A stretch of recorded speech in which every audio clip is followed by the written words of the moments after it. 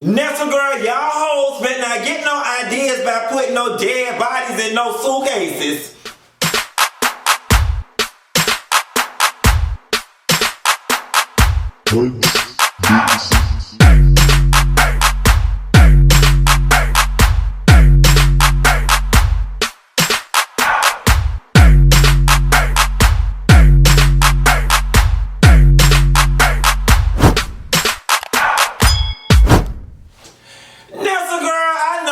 But I always come when you want me. Did you get into this week's, the last episode of Pose? Let your body move to the music. Let me start out by saying this season 1 and season 2 withstanding was the best episode musically of Pose. Am I right or am I right? Bitch, it opened up with Bobby Brown. They had Nina Sherry in there. They had Evelyn Champagne King in that bitch. They had Donna Summer Nasty Girl tonight. I be a nasty girl, right? After all my girls. Child, I done mixed it up with be on the arm. Love to love you, baby. I'ma try not to sing throughout this video. I want to say something else before I get started too.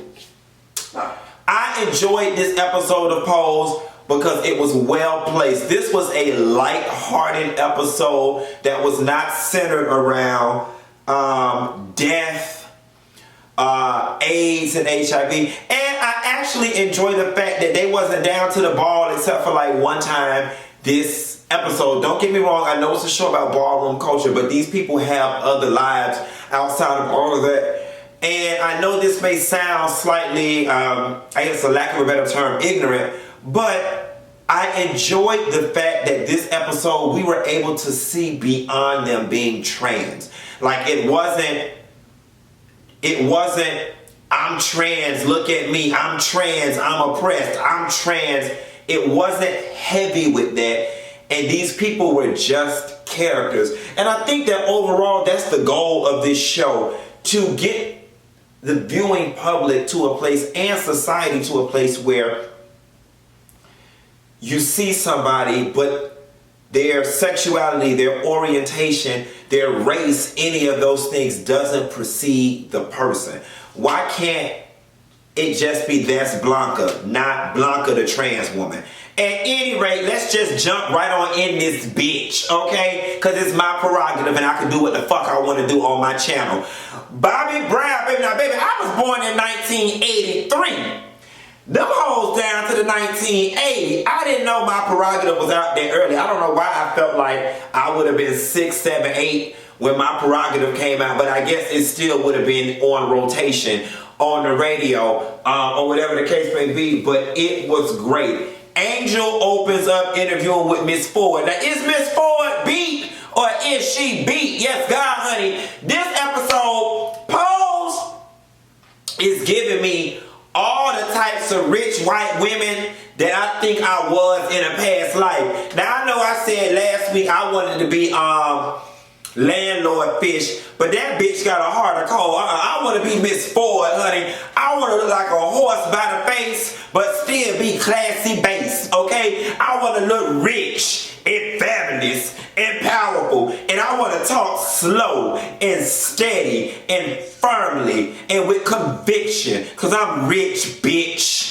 And I'm white, and I'm in control of the future. Yours, mine, and everybody around me, bitch. And I look perched out my window at the vagrants and the little people downstairs, and I say, you, little trans Puerto Rican girl, you, I'ma change your life, little girl, you, I'ma put you on some $2 makeup products down to the CVS and fuck people's skin up, but who, I'ma change your life. Yes, God, Miss Ford. Looking like a pawn in a chess game, real horse face. Looking like Sherman ex-wife Kendall from the Real Housewives of Potanka. Then Angel come home after the interview with her sad sass. And she get a phone call. The people had, they didn't have email back then. They didn't have email. I think fax had just came out. And quiet as it's kept money, I wonder if fax was like the first cell phone you had to pay for minutes. or pay for pages. Nevertheless, and they said they wasn't finna spend no stamp sending that lady no rejection letter. Instead, we got Deborah ass over here on payroll. We gonna have Deborah ass call to that bitch house and tell her over the phone she did not get the job. Then Angel was mad and she gonna go off on Blanca. All that misplaced anger, all that misplaced emotion that she done cussed out. She damn near cussed out Blanca. Talking about, don't put all your ambitions and stuff on me, gassing us up. You know we can't never be nothing in life. That thing had to hurted me down to my heart. That's why I had to put this vest on to cover up my heart. Now the real reason is, bitch, I had this shirt on the last video, so I tried to make it a whole nother outfit.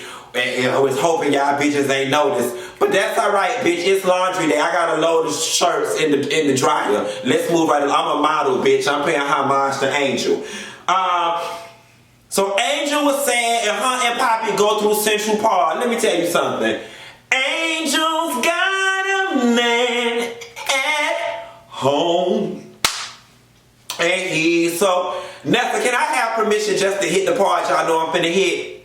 He always treats me right, we never fight. He sends me flowers and wines and dines me. Took me home to meet his mama. How he loves me.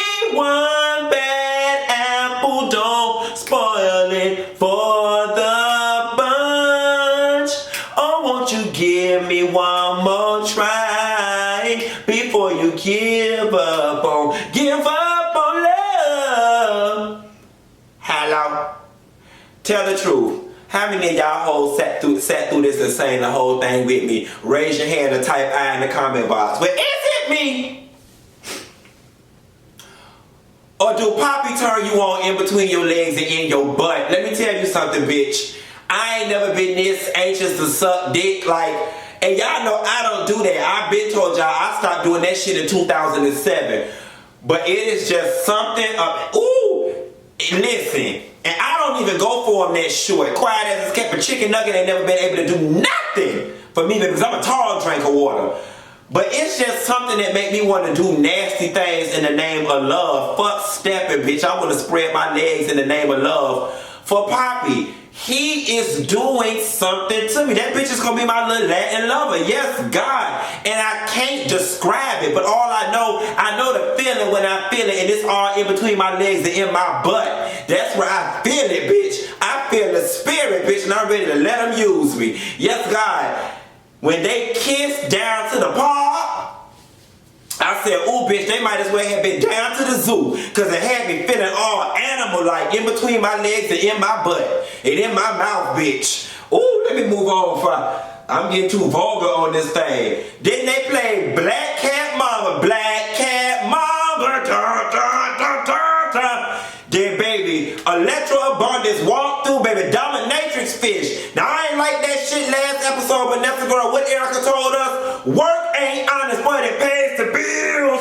Bum, bum, bum, bum, bum. Yes, honey. See, my bipolar working in y'all favor today, because I can already tell you, I'm giving y'all hoes something y'all can feel with this video. My energy, I'm feeling it. I'm going to have to go down to the bar and come down just a little bit. Bipolar don't feel me now. I ain't got to focus, bitch, because I'm in the groove. Don't disturb my groove. Elektra had went down to the thing, baby. She had her hair fixed up nice.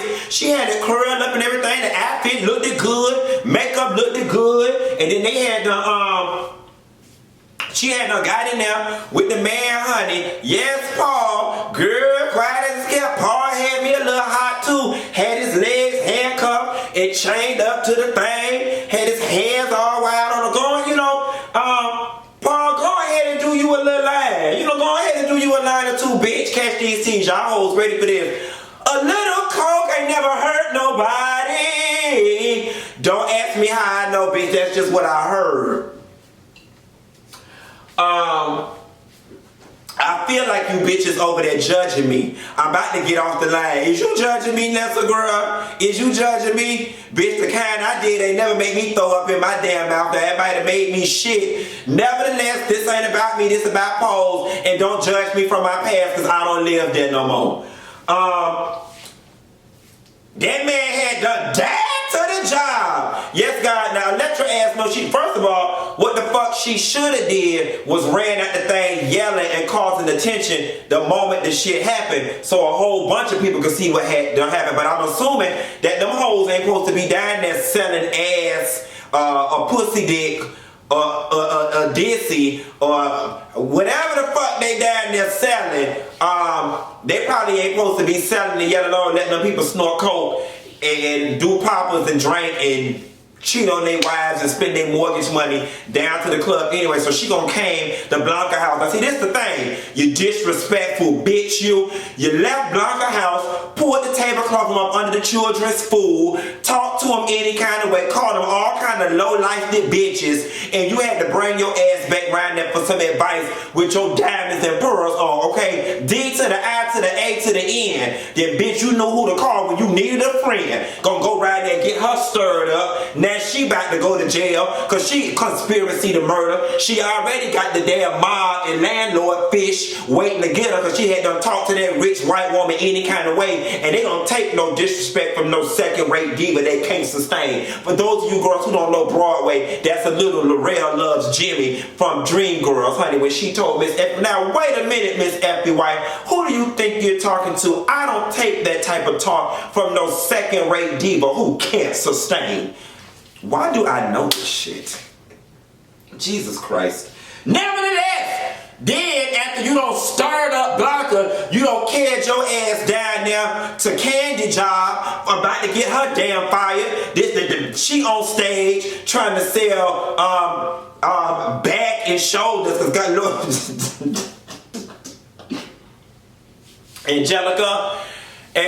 I met Angelica at T.S. Madison house, and then I also spent some time with her at the gentleman's ball. Angelica, do not text my phone with no bullshit because I'll cuss your ass out on the YouTube live, bitch. But Candy ass up there selling shoulder blades and elbows. But I'm going to tell you something. I had a friend that was a twink that worked in the strip club, and he told me this one thing.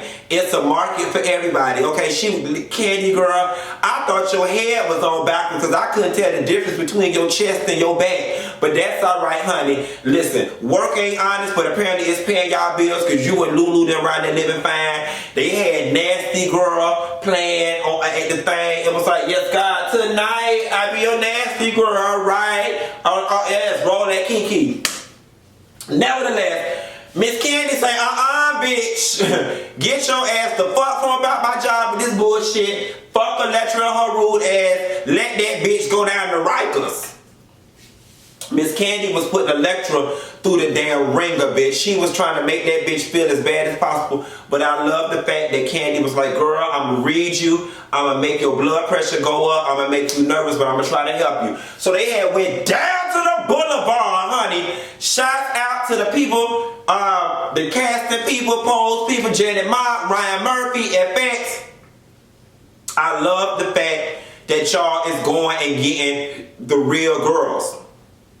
Now, I don't know the young woman's name that played the role of the streetwalker. She said, bitch, you can't buy no advice, but you can buy my damn time. Mama said, you can buy my time. And this is where shit got serious, though. She went on to tell the struggle, and then we understood why Elektra could not call the police. Because the trans girls were looked at as freaks, degenerates, the bottom of society. Nobody was going to believe you. And on top of being trans, you were also black. And she told that story about how she had a John in the car that said she wasn't sucking dick right now. Quiet, they just kept fat white daddy. The dick couldn't have been all that goddamn big, no way. And mama said she ain't never had no complaints, honey. They call her Gummy sometimes. Yes, honey. My name Bridget, but they call me Gummy. And she had to fight the man, and he got to whooping her ass out to the streets, and the police ended up taking her to jail. That's oftentimes how that shit still happening in 2019. I'm the damn victim, but you want to carry me to jail. But Candy was able to refer her to somebody else. So that was the serious moment we got imposed. And then, bitch, all motherfucking hell broke loose with the comic relief. Ryan Murphy, Janet Ma, let me tell y'all something. Y'all gonna have to write Conchita ass in for the whole bitch. I know y'all probably wrote her in for 1 or 2 episodes, but I need her for the whole 13. Spanish Fish was funny as hell, honey. That broken English that Spanish accent was sending me through. When she tried to fight Miss Candy, you're the one got me messed up, girl. She said, bitch, is it a tall man? Is it a fat man? Is it a short man? Candy said, what the hell that got to do with anything? Mama said, I need to know what type of suitcase I need. Do Jesus. Y'all can't tell me y'all did not laugh. Everything about her character sent me through the roof. The accent, the face, the outfits. She was dressed tacky as fuck. How them Puerto Rican women, and no offense, but that's how the fuck y'all ass dressed back in 1990s in New York with that goddamn spandex on and that damn lip liner. That's what they had. They had mama outfit on. They had mama outfit matched to the T. I loved everything about what was going on with her. That shit was hilarious. Then they went, got the body, folded him up. For those of y'all who did not watch Paris is Burning, one of the characters, Dorian Corey, who was the one giving the lesson on what shade is, after he died, they found a mummified body in a suitcase in his closet. So this was a play on that story. From my understanding, that we don't know what truly happened in real life to this person. People speculate. We'll see. But that was really a funny scene. And so then we get to my favorite love couple again. Papi comes home pouting. Blanca is like, talking to Angel. Why is Papi pouting? They walk in the hallway and Papi confesses his love for her, how he loves her and wants to take her out on a date. And Angel's like, I don't want to mess things up, but he's able to persuade her into going on a date, and they set up the date. We go to commercial break and come back. They is sitting in let me tell y'all something. Elektra is like me. She don't stay down long. Mama went from homeless 2 times to bitch living good in the goddamn skyrise with silk and furs, and she got a big bed with, Egyptian cotton sheets and all this other foolishness going on. But she looked good. And she was like Spanish fish and ran off with my mommy. Now, what's the song that you used to sing when we was little? I'm going to the market, I'm going to the fair to see a senorita with the flowers in her hair. Senorita had done, she didn't go to the market or the fair, she went out to the bodega. Mama came back with Ajax, lye, cornstarch, all kind of stuff, and she said we're going to have to roll him up and make him into a cocoon. A cocoon, bitch. I ain't never heard covering up a dead body so poetic. It didn't make me feel like they was breaking the law. We're gonna make him into a cocoon. Ooh, cocoon. There's something sexy about cocoon. Bitch, I'm getting ready to go down to the bar with the rich cars me when I finish this video, and I might have to be French for the night, bitch. Cocoon. There's something sexy about that word. Cocoon is a very sexy word. I love language. I'm gonna go back to school and get a degree in linguistics. Focus, Quentin. They're gonna make him in a cocoon. Cocoon. Shit, Papi, I want you to fold me up in a cocoon. Yeah, you got to roll that cocoon. You got to roll that part. Let me focus. I'll get the fuck up out of here. Then they was playing Shane. Shane, burning, keep your body earning. Shame. Yes, honey. Shame. That was my mama, bitch. I didn't know the words. Shame.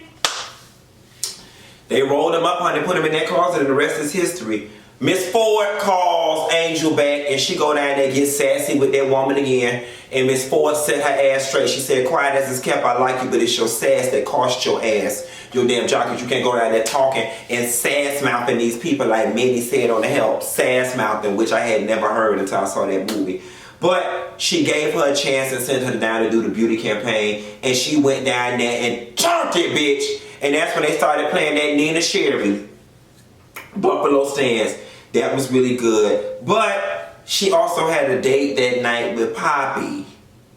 And she had to stand him up. And that broke my heart. Because I knew that Papi was going to be all defeated and feel like she took advantage of him. And I was glad to see, though, when Papi came back on the following scene, he was sad, but he bought her, not her excuse, he bought her explanation and was happy for her. But then he delivered the scene that made me want to marry him. When he did his monologue about, you got your eye on the prize, and I understand that, but I'm a prize too. And I'm going to wait for you to see that. I'm going to wait for you to see me. I love you, and I'm the one that's going to give you, like, I was just like, damn. And I'm going to tell y'all something. Papi, because I get the impression that a lot of these guys were amateur actors or had minimal experience going into this show. Papi, you got a bright future ahead of you, because you, and I said this in an earlier video, to me, you got most improved. And don't get me wrong, you weren't even bad when you started out. But I wouldn't have necessarily given you something as complex as some of these scenes that you had season 2 in season 1. You have been killing your scenes, especially the ones that require you to show depth and emotion and love and vulnerability. You have been killing them. You broke my heart at that table when you poured your heart out, talking about how she gonna see you one day and that you a prize too, and that you'll do anything for her. Like, I was like, I know that's right. Papi, I know that's right. Like, bitch, come get in this cocoon. Fuck this cocoon. Come get in this coochie. Yes, bitch. Tonight, I be a naughty girl, right? Okay? I loved it. Elektra and Blanca meet at the restaurant. Elektra looked real good with a little silk blouse on. And Elektra, I must say, you've been doing pretty good as well, too, in terms of you having nightmares about the dead body and everything. This was just an excellent episode of Pose. Start to finish. I loved it. I love where this is going. You know, again, I know the show's about ballrooms, trans, and AIDS, but I actually enjoyed that this episode we got to take a break from all of that. Like, y'all are doing everything right. I don't have a one negative critique. And with that being said, y'all, be sure to tune in. I think we're not going to get an episode next week. It said they return in 2 weeks. What's going on? Is it a debate or something? I don't know. A football game or something? I don't know. I'm pretty sure there's some reason that'll come to the light. Nevertheless, y'all hoes, be sure to like and subscribe. And I'll call you later. Bye.